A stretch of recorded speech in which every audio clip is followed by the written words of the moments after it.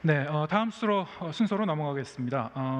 이번에 소개할 기조 연설자는 국내 유일한 국가 통계 데이터 전문 연구기관이죠. 통계개발원의 전영일 원장님입니다. 전영일 원장님은 1989년 이래로 북미와 북유럽을 중심으로 활동한 증거 기반 정책 전문가이시고요. 데이터 기반 경제 사회 보건 정책 연구진을 지휘해 오셨습니다. 역시 이제 발표를 들으시면서 질문 있으신 분들은 유튜브 댓글창에 자유롭게 질문을 남겨주시면 감사하겠습니다. 네, 오늘 이 두 번째 기조 발표, 전 원장님이 발표하실 내용의 주제는 데이터 기반 미래 예측과 예견적 정책, 코로나19 데이터 저널리스트의 대응이라는 그 제목이고요. 코로나19의 불확실한 감염 확산 주기를 조기 예측하는 것이 과연 가능한지, 그리고 이것을 빅데이터 기반으로 예측 결과를 하게 되면 그 유용성과 한계는 무엇인지를 소개해 주시겠습니다. 전 원장님 모시겠습니다. 다 함께 이제 박수로 환영해 주시기 바랍니다.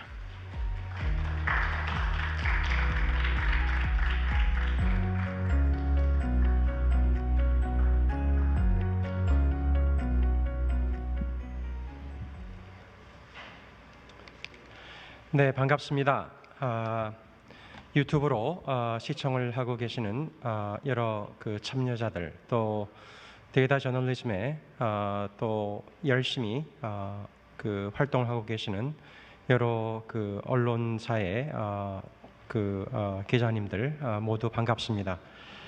저도 미시간 대학에서 80년대 중반에 학부와 석사를 저널리즘을 공부를 했습니다.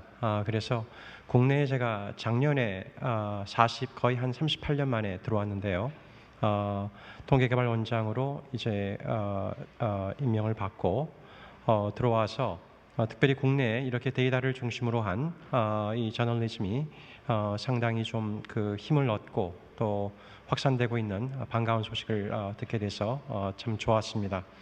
오늘 나누고자 하는 그 내용은 방금 소개받은 대로 이 데이터에 기반한 그 미래 예측이 가능할 것인지, 그리고 그런 그 미래 예측을 통해서 정책적으로는 어떠한 그 관련성이 있을지, 그리고 구체적으로 이 데이터의 종류에도 빅데이터, 또 이 표본 조사를 기반으로 한 그런 데이터, 전수조사, 행정 데이터, 여러 가지 그 데이터의 종류들이 많습니다. 우리 국내에 이 신문 방송, 또 요즘은 이제 SNS를 통한, 오늘도 아마 카카오나 네이버나 이런 그 또 SNS를 통해서 이 활동을 하고 있는, 저널리즘 활동을 하고 있는 분들도 있을 텐데요. 그런 모든 그 매체를 통해서 특별히 그 다양한 종류의 데이터를 가지고 그 어떠한 그 이 증거 데이터 기반의 사회 경제 정책들이 좀 가능한지, 그런 부분들을 좀 살펴보도록 하겠습니다. 사실 오늘 말씀을 드리고자 하는 내용은 뭐 거의 한 2시간 정도 내용인데, 지금 한 20분 정도에 좀 짧게 설명을 드리고, 또 향후에 오늘 이런 그 대화를 통해서 계속 국내의 주요 언론사들과 저희 통계개발원과는 좋은 그런 그 협력과 또 그 함께 저희들이 서로에게 배우고, 또 이 데이터를 기반한 그 사회 정책의 연구라든지 또 데이터에 기반한 저널리즘의 부분에 있어서 협력의 관계가 있으면 좋겠습니다. 함께 오늘 그 나누고자 하는 내용에 기여한 여러 그 국내 연구자들, 특별히 그 데이빗 피시만 교수가 캐나다 토론토 대학에 있는데요.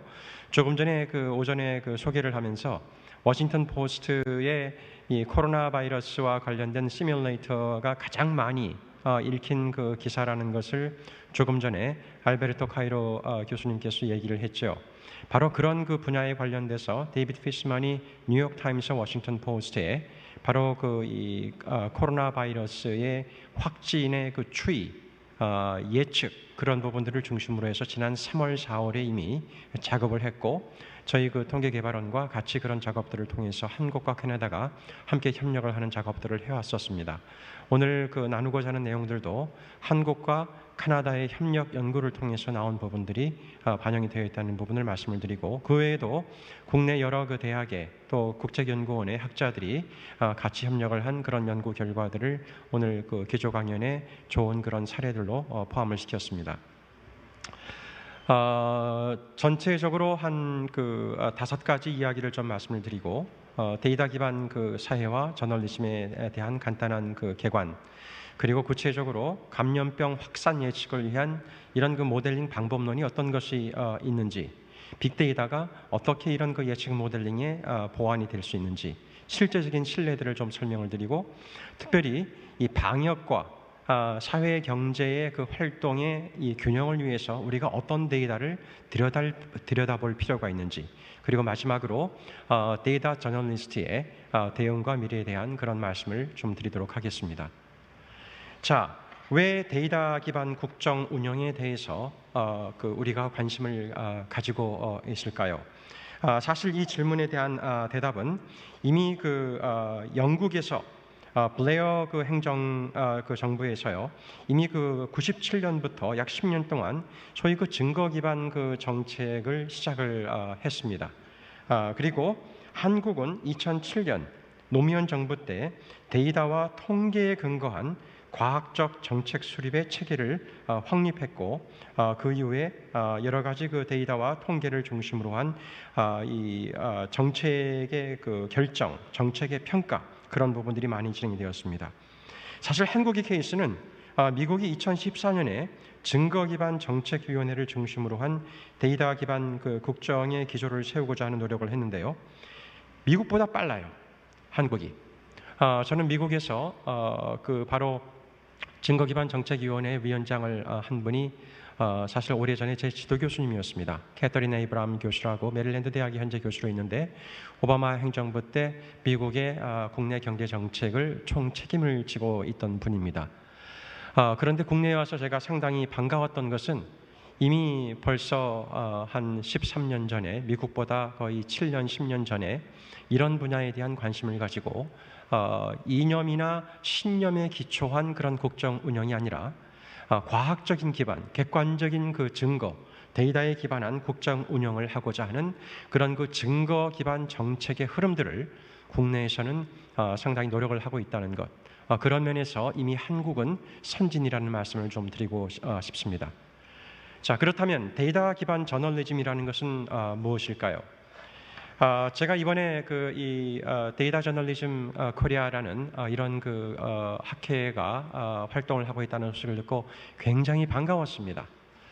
왜냐하면 초기에 말씀드린 대로 저도 본래 학부와 대학원에서는 저널리즘을 하고, 제가 물론 PhD를 한 분야는 사회학을 했습니다.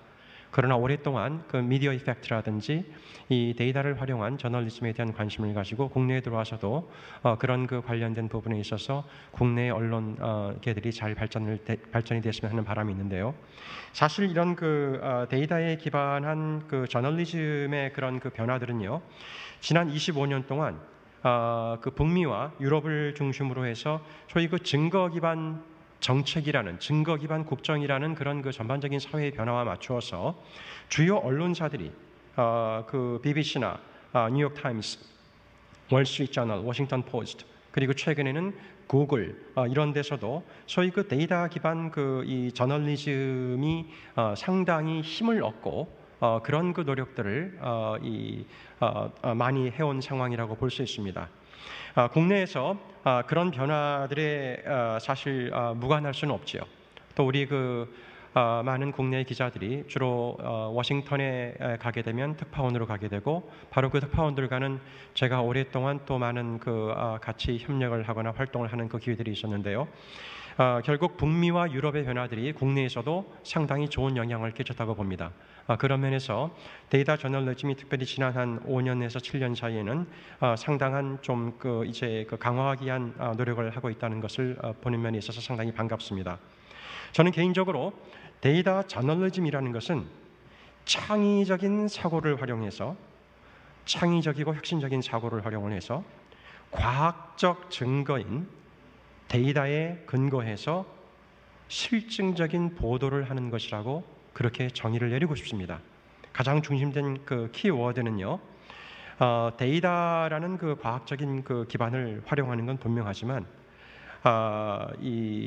기자의 또는 글을 쓰는 사람의 창의적 혁신적인 사고가 기반이 오히려 근저에 깔려 있다는 것입니다.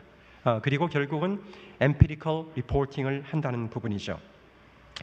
그래서 사실은 그 주관적인 신념이나 이념의 기초에서 쓰던 그 글과 또 이런 그 사회의 과학적 또 실증적 그런 그 변화에 따라서 그 간격들을 이제는 좁히기 위한 노력들이 많이 일어나고 있고, 그런 면에서 데이터 기반 저널리즘이 국내에서도 이제 좀 확산이 되어지고 또 그런 노력들을 여러 언론 매체들이 또 SNS를 포함한 새로운 그 뉴미디어들이 그런 노력을 하지 않나 하는 생각을 합니다.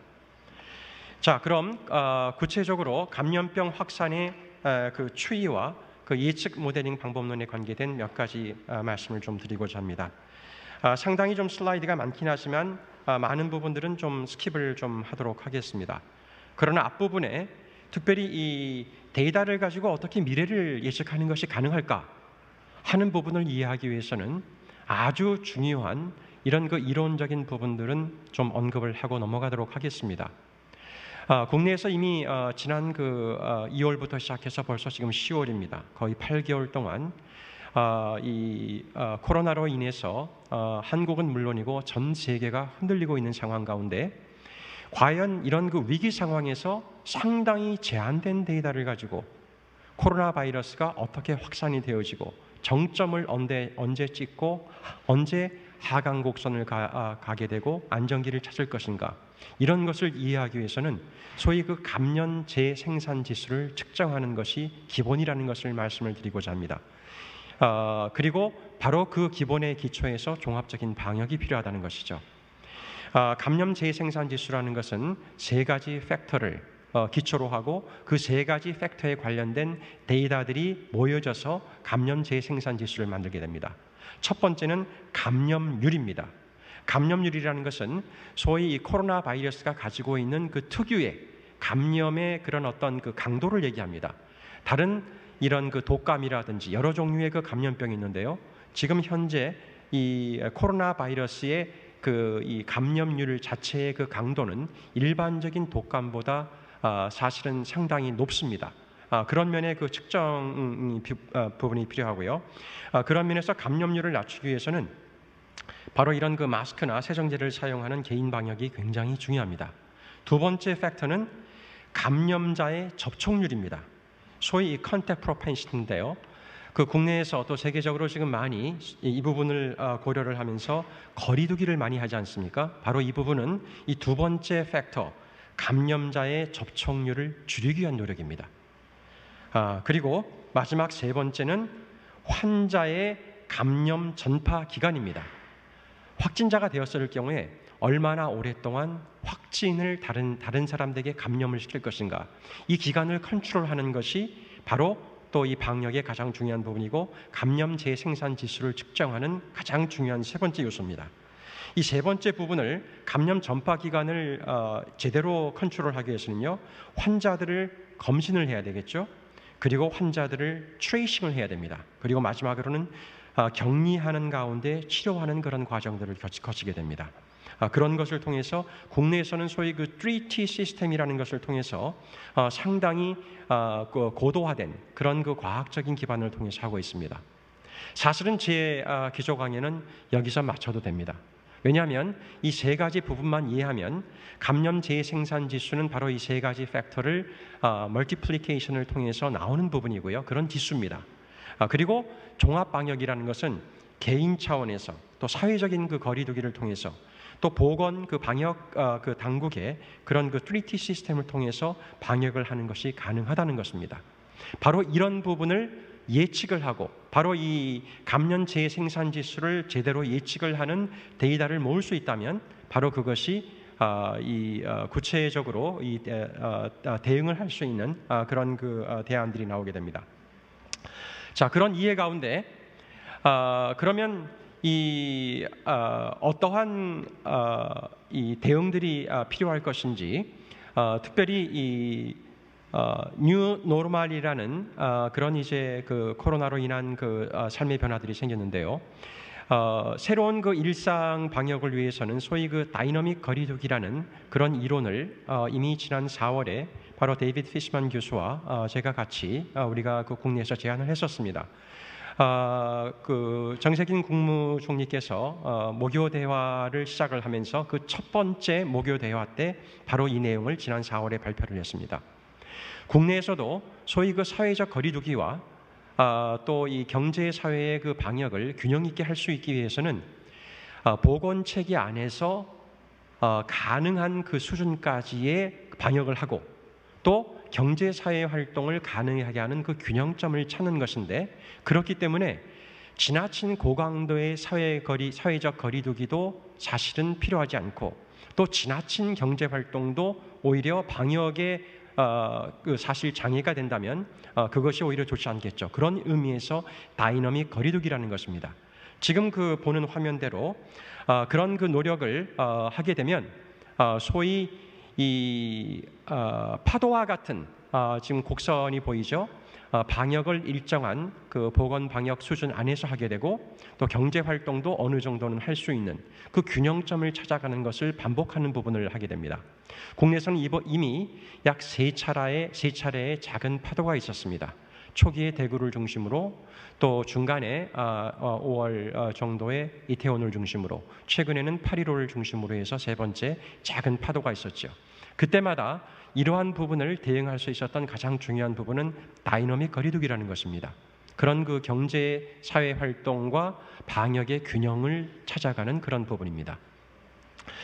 그래서 지금 방금 보여드리는 이 슬라이드는 바로 그런 그 부분을 가능했다는 것을 이미 그 지난 2차 감염 파동 때 국내에서 그런 것이 가능하다는 것을 입증을 했었습니다. 이것이 가장 최근의 그 상황이라고 볼 수 있는데요. 조금 전에 말씀드렸던 대로 초기 대구 때에 상당히 높은 그 파고가 있었습니다. 두 번째 이태원을 중심으로 해서는 상당히 낮은 파고, 그리고 8.15를 중심으로 해서는 상당히 높은 그 파고의 확진자 숫자를 중심으로 한 그런 그 변화들입니다. 자, 이런 그 상황 가운데서 빅데이터라는 것은 어떤 그 활용성이 가능한지, 특별히 다이너믹 거리두기나 사회적 거리두기를 할 경우에 그것을 실제로 국민들이 어떻게 수용을 하고 있는지를 측정하는 것이 굉장히 중요합니다. 방법론도 중요하지만 실제로 국민들이 그렇게 하고 있지 않다면 그것을 제대로 예측을 하는 것이 어렵겠죠. 그런 면에서 통계청과 이 SK텔레콤에서는 빅데이터를 분석을 해서 그것을 통해서 실제로 국민들의 인구 이동량을 분석하는 것을 연초부터 진행을 해왔습니다. 이 바로 인구 이동량 분석에 따르면 가장 최근 같은 경우에는요, 바로 이 8.15를 전후로 했던 그 상황이라고 볼 수 있습니다. 마지막 그 빨간 화살표가 있는 부분인데요. 실제로 정부에서 2.5단계로 높여가는 그 단계들이 있었습니다. 사회적 거리두기를요. 그러면서 실제 이동량이 급격하게 감소했다는 것을 보여주고 있습니다. 이것은 바로 셀폰 그 데이터를 가지고 약 2,200만 명의 이 SK 데이터의 를 사용하고 있는 사람들의 이 이동량을 본 것입니다. 바로 이런 것을 통해서 이런 조치를 통해서 실제 사람들이 움직이는 것을 중단하고 있구나. 중단을 하게 되면 그만큼 감염의 속도나 감염의 접촉자들을 피하는 것이 더 가능하겠죠. 그런 것을 통해서 실제 예측된 데이터가 제대로 이 모델링이 될 수 있다는 것을 보여주게 되는 것입니다. 자, 이런 부분은 바로 그런 부분을 조금 자세하게 보여주는 부분이고요. 또 이 애플의 모빌리티 데이터를 통해서도 또 다른 면의 그 변화들을 측정하고자 한 노력입니다. 자, 이런 그 상황들을 보면서 저희 그 통계개발원과 통계청에서는 특별히 이 상황의 변화들을 국민들과 소통을 할 경우에 조금 전에 알베르토 카이로 교수께서도 이 데이터 시각화의 그 중요성을 많이 설명을 해주셨는데요. 초기에 이 질병관리본부, 지금은 이제 질병관리청이 됐죠. 질병관리청에서 왼쪽의 그래프를 중심으로 해서 소통을 했습니다. 왼쪽의 그 그래프는요, 실제 확진자들의 숫자를 전체적으로 보여주고 있고, 그 다음에 날마다 얼마나 많은 숫자가 생겼는지를 작은 바 그래프로 보여주고 있습니다. 사실은 실제 그 상황들은 오른쪽처럼 상당히 많은 변화들이 있음에도 불구하고 실제 그 날마다 일어나고 있는 그 확진자들의 그 변화와 감소세를 보여주는 것이 정확하지 않았습니다.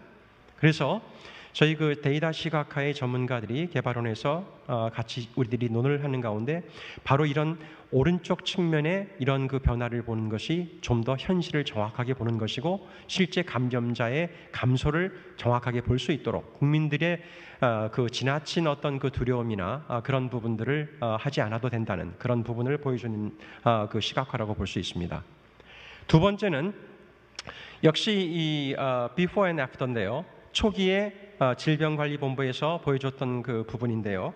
여기에 지금 빠진 부분은 오른쪽에서는 실제로 회복되고 있는 환자들의 그 숫자를 조금 진한 바 그래프로 보여주고 있습니다. 초기에는 그게 없었어요. 그러니까 사람들의 마음속에 위기감이 계속 많은 거예요. 실제로 많은 사람들이 회복이 되고 있음에도 불구하고.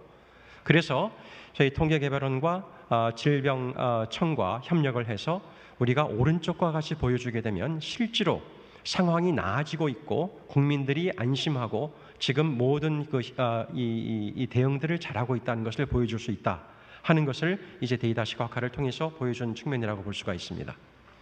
자, 실질적인 이 예측 모델링을 좀 몇 가지 사례를 통해서 설명을 드리도록 하겠습니다. 그 모델링을 보기 위해서는요, 앞부분에서 말씀드린 대로 일단은 이 재생산 지수의 변화를 보는 것이 굉장히 중요합니다. 재생산 지수의 변화를 보게 되면 그것이 1보다 많게 되면 급격하게 감염자의 숫자가 확산이 되어지는 것이고요. 1보다 줄어들게 되면 급격하게 줄어들 수 있게 되는 겁니다. 그래서 지금 이 그래프는 바로 이 감염 재생산 지수의 변화를 5일 평균으로 해서 지난 한 5월부터 9월 말까지 정도만 하나의 신뢰로 보여준 것입니다. 이 사례를 보게 되면 중간에 이 줄로 지어진 부분이 1입니다. 1 아래로 내려가는 그 상황들을 보는 것이 굉장히 중요하고 중간중간마다 우리가 특정한 어떤 그 인터벤션을 조치를 취했었을 경우에 사회적 거리두기의 단계의 조정이라든지 또는 이 각 지자체가 또 거기에 대응했던 그런 부분들을 반영을 했었을 경우에 실제 재생산 지수의 변화를 실제 보고 그것을 그래프를 통해서 지금 이 지점에서 이러한 조치를 취했었을 경우에 이제는 방역이 제대로 작동을 하는구나. 또 국민들에게도 1 이하로 떨어지는 그 시기들에 대해서 정확하게 보여줄 수 있고 바로 이 재생산 지수도 예측이 가능합니다. 바로 그런 부분을 한국과 카나다의 그 공동연구단에서는 지난 그 3월부터 7월까지 진행을 했고 최근 8월부터 현재까지는 국내에 약 6개 연구단이 협력을 해서 그런 그 변화들을 예측을 하는 작업들을 하고 있습니다. 이것은 바로 그 그래프에 사용되었던 데이터의 그 모습들입니다. 자, 이제 조금 더 바로 이런 그 기본을 가지고 실제 그 모델링 결과의 몇 가지들만 자세한 부분까지 다 설명드릴 시간은 없고 일단 그 어떠한 그 방법론들이 국내에서 현재 진행되고 있는지 그리고 제한된 데이터를 가지고 과연 이런 가까운 미래를 어떻게 예측하는 것이 가능했는지 그런 부분을 말씀을 드리고자 합니다. 초기에 말씀드렸던 대로 가장 중요한 그 이 예측의 방법은요. 소위 이 아이디아라는 방법인데 이것은 소위 인구의 그 전체의 그 구성 요소를 질병에 걸릴 수 있는 그룹 S, 소위 이제 가장 큰 그룹이라고 말씀드릴 수 있습니다. 지금 시청하고 있는 여러 시청자들과 저를 포함한 대부분의 모든 사람들이 바로 질병에 걸릴 수 있는 그룹입니다. 두 번째는 감염이 된 감염자 그룹 I. 그 다음에 감염이 된 이후에 회복하는 사람들이 있고 사망하는 사람들이 있습니다. 바로 R. 이 3개 그룹을 중심으로 해서 그것을 그런 감염 모델링의 변수로 반영을 하게 되면 실질적인 예측이 가능해집니다. 그리고 그런 것을 반영한 가장 클래식한 전통적인 방법이 이 아이디아라는 그 방법입니다. 그 외에도 이 SIR이라는 그 기본적인 방법을 조금 변형한 방법들이 국내에서 현재 진행되고 있습니다. 최선화 김호란 국립 그 암센터 대학원의 그 연구진들이 바로 SIR에 몇 가지 그 변형된 그런 조금 더 정확하게 측정하고자 한 노력을 통해서 실제로 감염 곡선이 어떻게 될 것인지, 그리고 몇 가지 이 시나리오를 통해서 어떻게 가까운 미래를 예측을 할 수 있는지, 그런 것들을 보여주는 것이 바로 이 방법 중에 하나입니다. 조금 전에 말씀드렸던 SIR 방법의 하나의 변형이라고 볼 수 있는데요. 이 부분은 소위 조금 전에 보여드렸던 재생산 지수가 0.6, 0.8 또는 3 그런 시나리오에 따라서 향후에 누적 확진자 숫자가 2주 후, 4주 후 어떻게 변화되는지를 미리 예측을 한번 해보는 것입니다. 자세한 부분은 제가 유감스럽게도 다 설명을 드리지 못한다는 것을 좀 안타깝게 생각합니다. 자, 두 번째는 서울대 보건대학원의 강희원, 민경덕, 조성일 연구진이 SIR 마들 가운데 소위 exposed, 감염에 노출된 2라는 그룹을 추가로 했습니다. 그렇게 해서 동일한 예측을 하고자 하는 노력을 하는 겁니다. 그래서 여기서도 시나리오에 기초된 그런 방법인데요. 실제로 접촉률의 어떤 전제를 다르게 해서 접촉률이 1보다 적을 경우, 1보다 많을 경우 또는 상당히 많을 경우를 전제로 해서 각각 어떠한 변화를 가져갈지를 보이는 것입니다.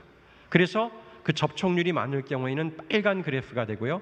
접촉률이 상당히 줄어들었을 경우에는 제일 아래에 있는 노란 그래프가 되어서 실제로 얼마나 많은 확진자가 생기는지를 미리 향후에 4주에서 8주까지 예측을 하고, 이러한 결과들은 실제 데이터가 확진자들이 데이는 현상들하고 상당히 일관성이 있었습니다.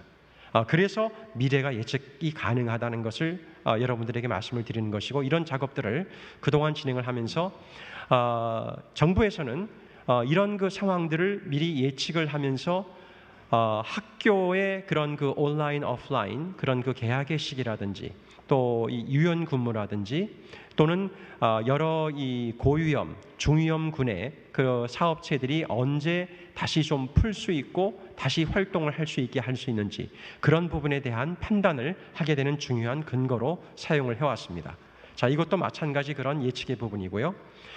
마지막 두 가지 마들이 있는데 간단히 소개를 해드리면, 지금 이분에서도 여기는 이제 국가수리과학원의 손우식 연구진이 소위 약간의 데이터 과학, 머신러닝에 좀 근사한 그런 방법을 통해서 이제 예측을 하는 방법입니다. 역시 동일한 데이터를 가지고 다른 방법을 써본 건데요. 여기서는 몇 가지 변수들을 조정을 할 경우에 어떠한 예측들이 가능한지 좀 시나리오를 좀 더 다양하게 볼 수 있었어요.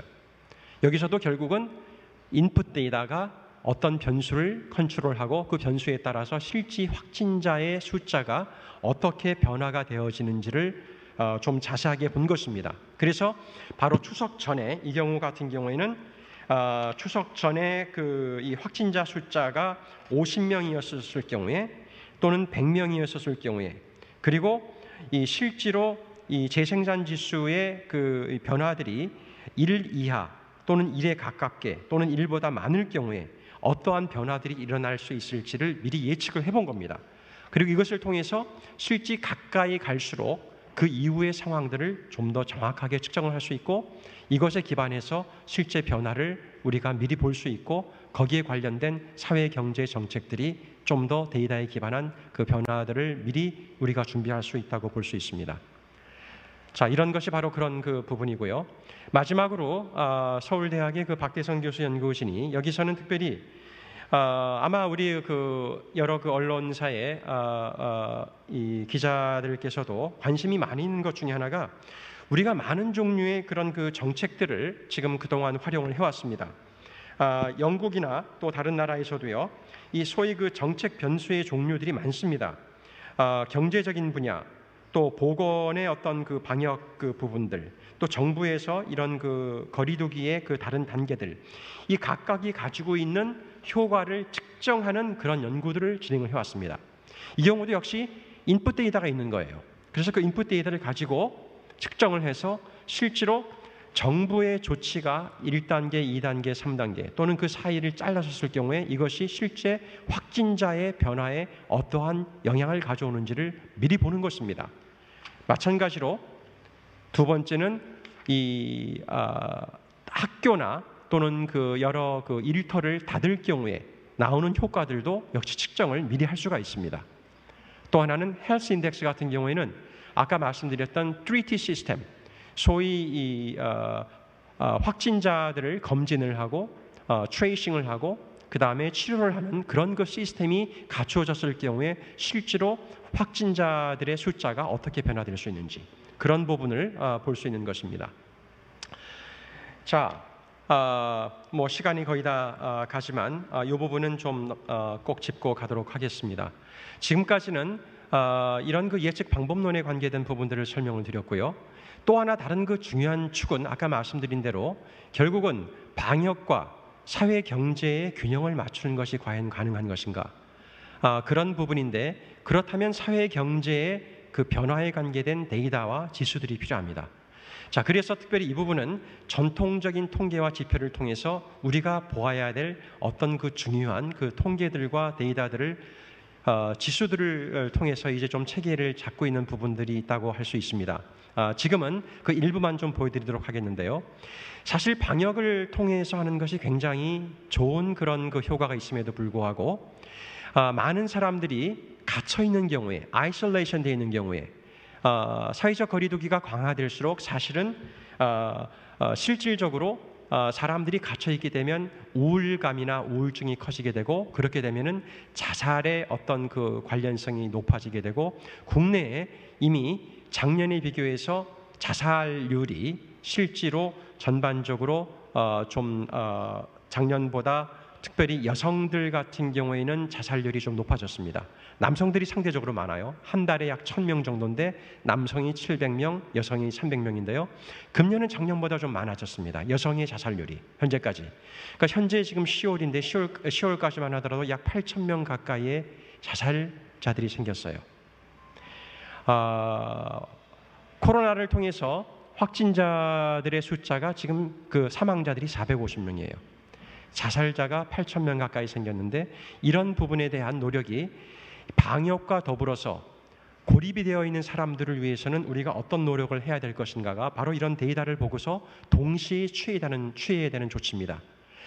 거리두기가 또는 집안에 가두어두는 것이 반드시 좋지는 않다는 것이죠. 그 균형을 어떻게 잡아야 할 것인가? 자살자들도 줄여야 되겠죠. 자, 이것은 금년에 자살 예방 상담 전화를 특별히 그 국내에 그 언론사 가운데 국민일보사에서 또 다른 언론사에서 이런 부분을 잘 분석을 했어요.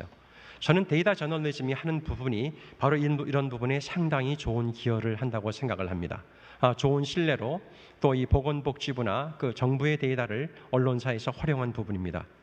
자, 이 부분은 소상공인과 자영업자의 매출액의 변화를 작년과 비교를 해서 이런 그 히트맵으로 보여준 부분입니다. 역시 국내 언론사들이 이런 그 노력들을 해오고 있고요.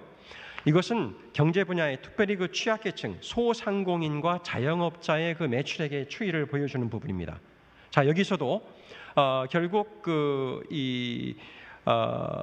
최근에 이 매출액들을 보게 되면 이 소상공인과 자영업자들 가운데서 어떤 층들이 가장 큰 타격을 보여줬는지를 보여줍니다.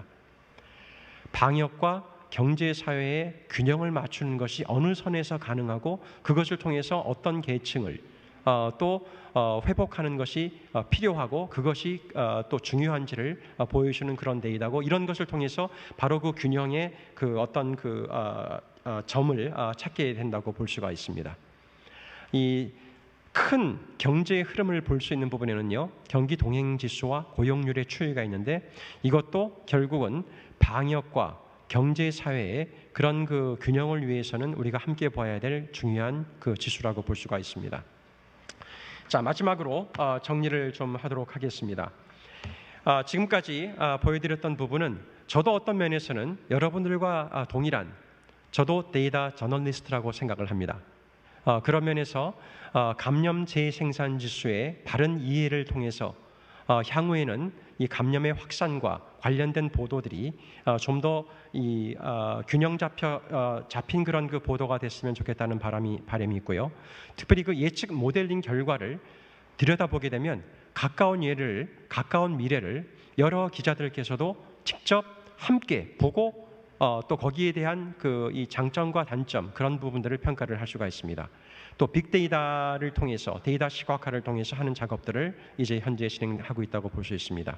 자, 그렇다면 결론적으로 향후의 데이터 기반 저널리스트의 미래를 생각할 때 어떤 점을 고려해야 할까요?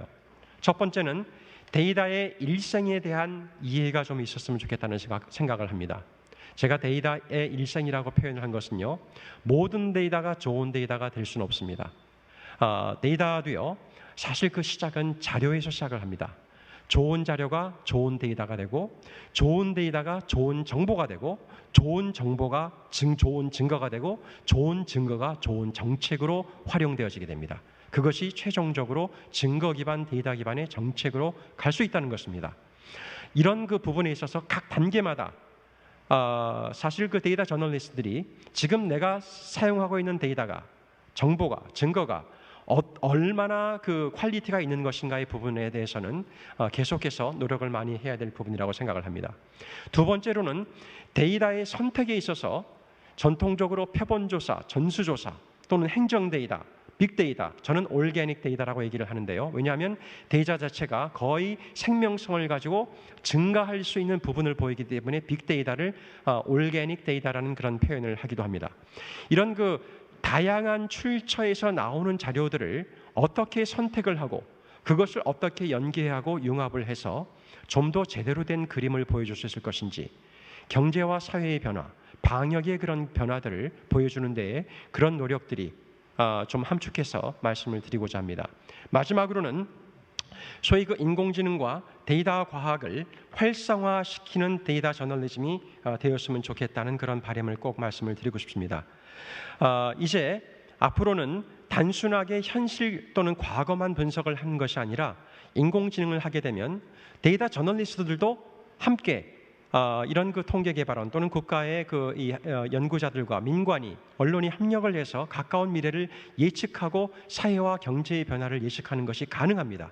그런 것을 통해서 이 과학 인문 사회의 그 통합적인 그 저널리즘이 앞으로 열릴 수 있게 된다면 훨씬 더 우리가 앞을 보고 미래를 생각을 할 수가 있겠죠. 마지막 슬라이드입니다. 제가 좋아하는 그림입니다. 존 미로라는 스페인의 피카소라는 그 화가를 많은 분들이 알고 있는데, 피카소만큼 스페인이 자랑하는 그 화가인데요. 이 그림의 제목은 Seers, 예견자라는 그런 그림입니다. 약간 스누피처럼 생겼죠. 미로는 스페인의 밤하늘을 보고 상상력을 통해서 미래를 보고자 하는, 예전에 하늘의 별을 보고 미래를 보고자 했던 그런 그 원시, 오랜 그 전에 그 시대의 그런 사람들이 있었지만, 지금 우리는 데이터를 가지고 미래를 예측을 하고 상당히 어떤 면에서는 정확하게 볼 수 있습니다.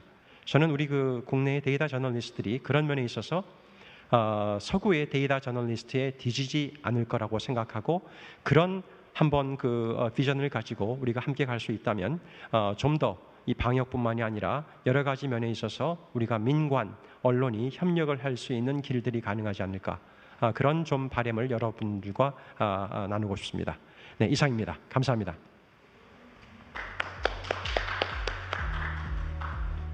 네, 전영일 원장님의 기조 발표 들으셨고요.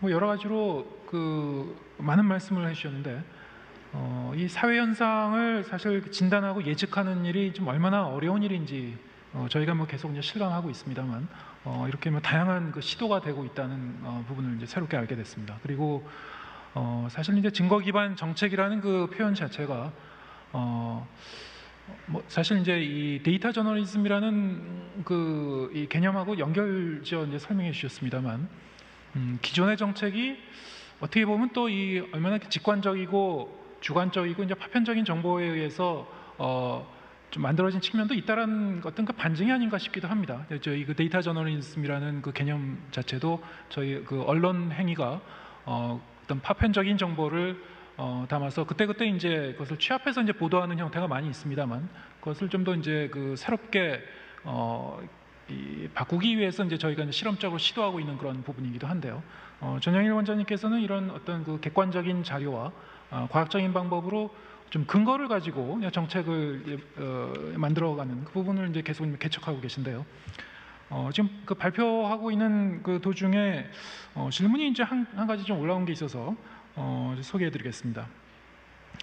아까 이제 그 여러 가지 그 감염병 모델과 또 이게 취약 계층에 이제 미치는 영향, 그 언론 보도 사례 함께 이제 소개해 주셨는데요. 같은 게 맥락에서 이제 이어지는 질문 같습니다. 이렇게 감염병 모델과 취약 계층에 미치는 영향을 보면서 언론계가 특히 더 이제 참고해야 할 만한 점은 어떤 것이 있을지 하는 그런 질문이 있었고요. 아마도 이제 저희 언론 그 입장에서 보면은 저희가 이제 시의성 있게 그때그때 이제 빠르게 보도해야 되는 점도 있기 때문에 이런 어떤 그 예측 모델링을 한다든가 하는 그 작업을 하게 되면 또 시간이 많이 소요될 것 같습니다. 그런 부분을 이제 현실적인 한계를 극복하면서 저희 언론에서 이것을 이제 시적절하게 소화해서 보도할 수 있는 방법은 어떤 것이 있을지 이런 것도 좀 궁금하기도 하고요. 지금 여기 질문 올리신 것처럼 지금 방금 소개해 주신 것 중에서 감염병 모델이나 취약계층에 미치는 영향 등등 해서 언론계가 특히 더 주목해야 될 부분이 어떤 부분인지 다시 한번 좀 설명해 주시면 감사하겠습니다.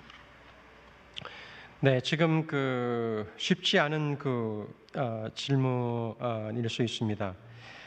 사실 이 감염병의 그 예측 모델링을 하는 작업을 저희들이 그동안 거의 빠를 때는 한 주 내에 합니다. 조금 시간이 걸릴 때는 2주 정도가 걸립니다. 자, 그 기간 동안에 사실은 우리 그 언론사들이나 또는 그 기자들께서 지금 이제 국내에 상당히 좀 그 이 예측 모델링과 관계된 그 다양한 팀들이 이제 움직이고 있습니다.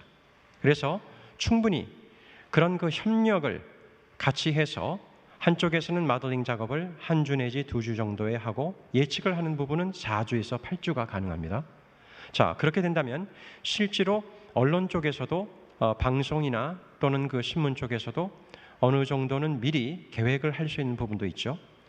수의성이라는 것은 결국은 이 현재 일어나는 그 위기가 얼마나 빨리 안정이 되어 갈 것인지를 보고자 하는 부분도 있는데, 자, 그렇게 될 경우에 우리가 앞으로 2주 내지 4주 또는 한 달 내지 2달의 앞을 미리 볼 수 있다면, 그리고 그런 작업을 특별히 그런 이 연구자들과 함께 팀이 돼서 움직일 수 있다면, 또 데이터 저널리즘 팀이 이제 언론사마다 이제 열심히 하는 경우에는 좀 있다는 얘기를 제가 들었어요. 그런 노력들을 가능한다면 그런 그 시의적절한 보도가 가능할 수 있다는 그 노력이 가능하다는 말씀을 좀 드리고요. 그런 그 팀 플레이가 결국은 굉장히 중요하다는 것이죠. 언론과 또 데이터를 제공하는 그런 그 데이터 기관들과 또 이 학계 쪽이 같이 움직일 수 있고, 그리고 두 번째 그 제안은 실제로 이 감염병만큼 결국은 이 감염병이 현재 어떤 면에서는 디스크리미네이션을 많이 합니다. 모든 사람들이 감염병에 걸리는 데에는 그 한계를 두지 않지만 실제로 취약계층이 많이 걸리고 취약계층에 있는 사업자들이 피해가 큽니다. 그런 면에서 실제로 이 감염병을 통해서 이런 그 취약계층들 또는 노인과 여성과 또는 이 빈곤층에 해당하는 사람들이 어떠한 지금 피해를 입고 있는지, 또 그 사람들이 실제 어떻게 회복이 되어 가고 있는지, 그런 부분을 통해서 함께 보여줄 수 있다면, 그러면 이 방역의 노력과 또는 그 정부의 조치들이 어떤 면에서 좀 이 우선적인 그 대응이 필요한지를 좀 볼 수 있겠죠. 그래서 좀 그런 그 부분들을 우리 데이터 저널리스트들이 좀 깊이 있게 들여다보고 그런 조금 전에 말씀드렸던 그런 팀 플레이를 하게 된다면 충분히 가능하고, 워싱턴 포스트와 뉴욕 타임스에서는 그런 노력을 많이 합니다. 실제로 학계 쪽과 또는 이 데이터 이제 애널리스트나 데이터 사이언티스트들과 같이 협력을 해서 아까 말씀드렸던 데이비드 피시만 교수 같은 경우에도 저희들과 함께 작업을 하지만 니콜라스 크리스토퍼 그 뉴욕 타임스의 그 기자하고도 계속 그 작업들을 해왔고 워싱턴 포스트와도 그런 작업들을 해왔습니다. 네. 뭐 지금 뭐 코로나19 시대를 맞아서 뭐 여러 가지로 이제 그 사회의 그 어려움이 좀 많은데요. 지금 말씀하신 대로 이제 취약계층, 또 지금 소외받고 여러 가지 위험에 많이 노출되어 있는 그런 부분들에 대해서 저희 언론도 전문가들과 이제 협업을 해서 더 많은 관심을 기울여야 될 것 같습니다. 아까 이제 발표 도중에 코로나19 이 확산 그 예측 모델링 이제 소개해 주시면서 이제 그래프 같은 것도 설명해 주셨는데 9월부터 해서 뭐 10월, 11월까지 이제 예측 그래프를 보여주셨습니다만 그거는 이후에 이제 이 사회적 거리두기 단계를 뭐 조정하거나 그 상황이 좀 이렇게 반영되면서 지금은 또 약간 좀 달라질 수 있었죠. 지금 아까 거는 이제 한 1, 2개월 전 그 시점의 그래프라고 이해하면 될까요? 네, 그렇습니다. 가장 최근에는 지금 이제 그 항상 이 마들링의 그 우리가 고려를 해야 될 부분은 실제 정부의 조치가 바뀌었을 경우에, 자 최근에는 1단계로 이제 떨어졌습니다. 자 1단계 그 조정을 하는 부분에도 앞에서 말씀드렸던 이런 그 여러 가지 그 예측 모델링의 그 데이터들이 이제 그 근거가 된 부분이라고 생각할 수 있는데요. 그리고 실제로 국민들이 얼마나 수용을 했느냐, 그리고 아까 말씀드린 대로 세 가지 팩터들을 말씀을 드렸는데 추석을 통해서 많은 그 이 인구 이동이 있었지만 지금 여기서 많은 분들이 대부분 이제 마스크를 쓰고 손을 씻는 아주 기본적인 그런 것들만 하더라도 이것이 결국 백신보다 더 강력한 역할을 실제로 합니다. 자, 그런 것을 통해서 가장 최근 지금 이제 그 나온 그 부분은 현재 이 상황에서는 50에서 100명 사이를 어느 정도는 상당히 좀 유지를 할 수 있는, 그리고 충분히 국내의 보건 방역 한계 내에서 이것을 유지하는 것이 가능하다는 것을 현재 보여주고 있고 그런 전망을 하고 있습니다. 그리고 이 부분이 이제 안정되어가는 시기도 사실은 이제 앞으로 조치를 어떻게 하느냐에 따라서 좀 달라질 수 있는데요. 결국은 국민들의 이 행동 변화가 어떻게 일어나는지를 또 이제 보아야 합니다. 그리고 또 다른 팩터 가운데 하나는 이제 그 독감이라든지 이 날씨의 변화 때문에 사람들이 이제는 실내로 더 들어가게 되고, 이제 그러면은 그런 요소들을 이 예측 마들링에 반영을 해서 실제로 향후에 현재 상태보다 조금 더 나빠지게 될지, 아니면은 그것을 컨트롤하기 위한 국민들의 여러 가지 조치들을 더 컨트롤을 잘 하게 되면 현재 상태를 유지해서 현재 상태 정도면은 충분히 국내의 보건 방역으로는 컨트롤이 가능한 부분입니다.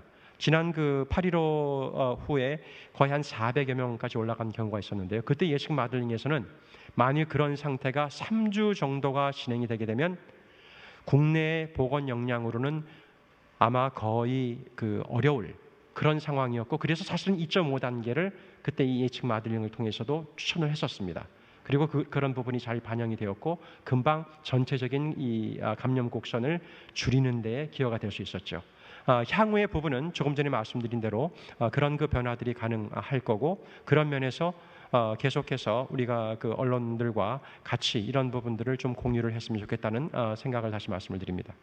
네, 지금 오늘 이제 발표해 주신 내용은 뭐 보도자료를 통해서 좀 언론에 이제 보도가 되거나 그런 내용은 아니었습니다만 지금 뭐 자세하게 설명해 주셨으니까 앞으로 사회적 거리두기 단계를 통해서 계속 이 사회 구성원들이 노력해가면은 안정적으로 좀 관리할 수 있는 희망을 갖고 지금 현실에 맞게 잘 대응해가면은 될 것 같습니다.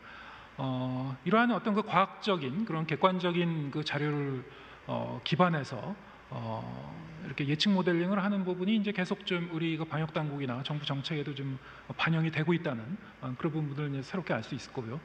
지금 말씀하신 대로 이제 전문가분들과 언론 다 이제 협업을 통해서 좀 이렇게 증거와 어떤 객관적인 지표에 근거해서 사회적인 어떤 대안을 도출해 나가는 그런 방향으로 좀 나갈 수 있었으면 좋겠습니다. 자, 오늘 이제 전영일 원장님의 말씀 여기까지 듣기로 하고요. 자, 오늘 말씀 감사합니다. 네, 감사합니다.